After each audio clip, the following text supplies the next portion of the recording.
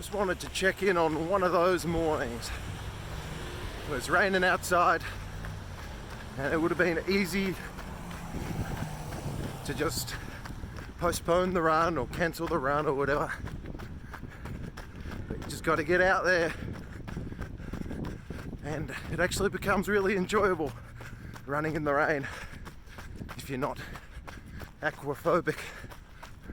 Maybe 12 months ago it might have stopped me, but when you decide you're just running, no matter what, injuries accepted in that, and risk of falling trees is my other limit.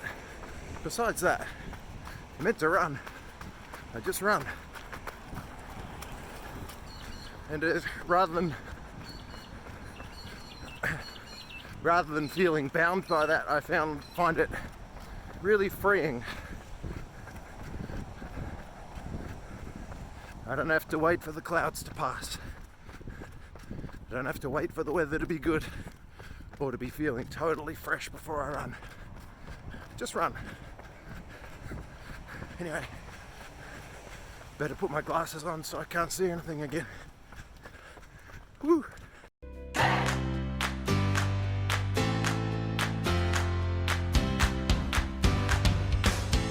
G'day guys, welcome back to the channel. It's been 4 weeks since I've checked in, and I've had quite a few people mention to me that they're missing the videos. It's about time they came back. And yeah, while I agree with that, I think in my mind I was always planning on just doing the weekly vlogs until I ran the marathon in October, but then the actual event got postponed, so the vlogging got dragged out a little bit more as well. So I'm checking in now, and hopefully I'll do it weekly from here on till the middle of December when I'm running the Melbourne Marathon. Being back at school is fantastic, but at the same time it just means I don't have quite as much time as I did before when we were teaching online. So trying to squeeze in those 120k weeks while still going to work and doing the rest of life. Kids' sport is back too. So things are busy, but I'm managing to get through it. And I just finished my first 120k week. I've got another one next week, and then I hit the taper, so I'm very much looking forward to that and getting a little bit of time back in my life. Hopefully that means more time with you guys. So what you've missed while I've been gone, the week after the marathon, the idea was just maybe run about 30k's, but don't even push myself that far if I didn't feel like it. But I think I did 30k's that week. I was feeling fine by about Thursday. And then I had a vaccination on the Sunday, and the next week was a bit of a struggle really. I was only aiming to do about 60k's, but there was just a lot of joint pain and stuff, so I just struggled that week, but I got the 60k's in. Then I was jumping up to 100k's, hit 97 for the week. A little bit of an up and down week in terms of how they all felt. Last week I did 110k's, or 110k's was the aim. Pretty much bang on there, 109k's. And this week, as I said, I was trying to hit the 120k's and pretty much bang on there, 121k's for the week. And to say that the last month has been very up and down would summarize it pretty beautifully. A lot of the mornings I'll go out just at a light intensity, and I really enjoy it and I feel good, and that's great. I get through the run and I feel like I've got a little bit of a spring in my step, even though I'm not trying to go that quick. But then some of the long runs that I've been on, the 30k's, yeah, they have just been a struggle, some of them. 3 weeks ago I had a really good long run, tried to do something a little bit different, 30k's with a few sets of 3-kilometer sort of tempo efforts in the middle of it, and that went really well. But then come the following Sunday, when I tried to go out for another 30k's, I actually ended up cutting the run short to 24k's because it was just really, really hard work. I was trying to do the lots of 3k tempo efforts again. I think I got about a k and a half into the first one, and I just was not feeling it at all, so I just ended up turning it into a longer, slower run, and didn't quite limp home, but it was a real struggle. And as I said, I cut it 6k short. This week just gone, I hit one of my goals, not so much about the distance, but I thought it would be wonderful, and it probably hasn't even been on my mind for pretty much 5 years while we've lived up here in Mount Evelyn. But I thought it would be wonderful if I could run from home to school. I thought when I started running, it would be great if one day I could run to work. Now, it's not so much the distance that's the problem. It's 25 k's, which is obviously a fair amount to do before work, but it was being confident that I'd be able to run that and then still be able to do my job, staying on my feet all day, teaching PE. So today's the test, and I'm very much looking forward to it. I don't think I'll get lost. It's fairly straightforward. Found some tracks that aren't along the road, so it's safe. It's a very good distance to run before school, and hopefully I make it in time for work.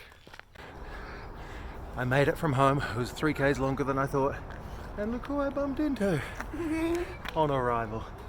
My own daughter and the nieces and nephew and brother-in-law coming in a minute too. First people I see.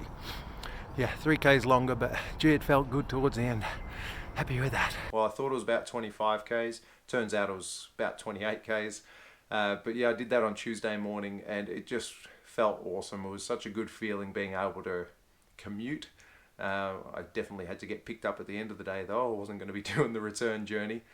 But that was a really good goal to be able to hit, to be able to get up early, run all the way to work, do a day's work, and then head home again. That was earlier this week on the Tuesday. Come Saturday, just 4 days later, I was aiming for a 30 to 35k run. Ended up doing 32, which was fine. But again, it was just a real absolute struggle. Even from the first K, I would normally pretty consistently do the first K, even when I'm holding back a bit, at about 3:55. But it was 4:15, and it didn't get any better from there. The first 10 Ks, I felt okay, but I just knew I was slow with all the kilometre updates I was getting on my watch. But then after the 10k mark, it was just a bit of a struggle. And to be honest, if I wasn't running a course where you just run out and then run back, if I had the option to cut it a bit short, I would have, but I didn't, so I just had to struggle home. And again, almost pretty much limping home. And in fact, I was trying to take my own advice that day and just not kill myself for the sake of one run.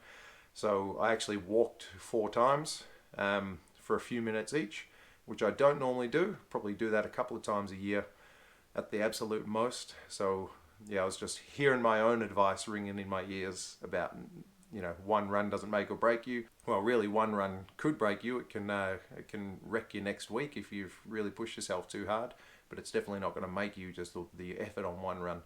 So yeah, I did walk, which I'm not proud to say in a way, but at the same time I am, because I'm trying to actually practice what I preach. So that's where my training's at. Another 120 k's next week. It's been a bit bumpy. I don't feel that fast. I've no doubt that I'll be able to run the full marathon on race day in, I think it's 4 weeks from today actually. No doubt I'll be able to complete it. I'll be able to run it pretty quick. I'm pretty uncertain about how quick I'll be able to do it. I'll probably get a little bit more of a feel for that over the next few weeks. But I'm not going to kill myself in the efforts. I'm definitely going to prepare as much as I can. But yeah, just this, it was always a possibility. It's just feeling pretty hard, and it was to be expected. I wouldn't normally recommend or actually just do 2 marathons within 2.5 months, but that's exactly what I'm going to be doing because of the postponement of the event. So be it. We'll see how I go on race day, but yeah, just preparing as best as I can, and who knows what will happen on race day. Maybe it will go really well and I'll set a PB. Maybe it won't. Maybe it'll be a struggle. I can't help that. We'll see how I go. Getting back to work and trying to run the 100 k's at least per week, then spending the day on my feet. It really hit me hard for the first week, even though I think I only did 60 k's that week. So I thought I'm going to have to find a way just to really look after my legs during the day. So I actually was thinking about it. I've got all these shoe options behind me, and one that I haven't really enjoyed running in all that much was the Clifton 7. The Hoka Clifton 7. It was a pretty popular shoe, but I just haven't really enjoyed running in it. So anyway, I've turned this into my everyday shoe, just being on my feet all day. You can see that this huge stack height, and I've just really enjoyed standing around in this and walking around in this. It's really looking after my legs, so I'm very glad I made the switch. It's been relegated from this room with all the running shoes to my bedroom with just my everyday shoes. So that's where it will stay. I'm glad I have it. I found a place for it.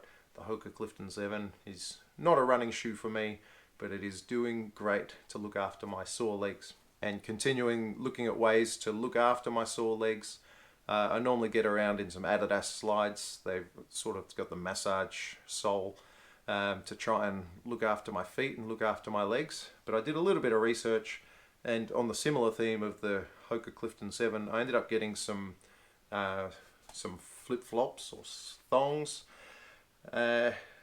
My wife absolutely hates the look of them, and that's okay with me. I don't particularly love it, but they, as you can see from the midsole of them, they really are supportive. So, you know, I kick my shoes off when I get home instead of walking around the house in bare feet, which is just, doesn't normally matter to me, but it's just taking its toll. Running 100 Ks for the week, being on my feet for the week, teaching PE, and then getting home and walking around the farm or whatever. I've just found these absolutely wonderful. So my feet can breathe, obviously, unlike being locked in a shoe, but I'm still pretty much getting the full support of a shoe with that huge midsole. So if you're thinking for the summer that you're doing lots of running and you want to be able to recover properly and you just need to look after your legs, something like this is a good option. And lastly, on the theme of looking after my sore, old, tired legs, I did actually make another shoe purchase a couple of weeks ago. I haven't run in these yet, but New Balance, starting to really appreciate New Balance. Asics still my number one shoe, but New Balance probably would be second. These are the New Balance More V3, which have been a massive hit this year. And as the name More would suggest, it is a maximalist shoe, huge stack height, really soft and squishy, just to really look after the legs. I will just be running in these on those sessions where I'm just plodding, just getting the Ks into the legs, just to make it that little more enjoyable and, you know, give myself a better chance to recover from those plodding days to set me up to do really well on those, you know, tempo days or threshold days. So I'm looking forward to running in these. I did put them on and walk around in them for a while, and gee, they feel comfy, that is for sure. So with those three purchases, I'm doing everything I can in terms of my footwear to look after my feet and look after my legs, and just continuing with the stretching, continuing with Epsom salt baths, massage, all that sort of stuff. Just giving myself every chance to recover, because I'm finding it a tough training block. Not impossible, but it's tough. But having said that, I've only got one really big week to go in it. Actually, yeah, 120 Ks next week. It does drop down to 90 the week after. That's probably going to be a big challenge too, because a lot of them are higher intensity. So it just takes quite a few more hours to recover from a high intensity training session rather than just plodding along.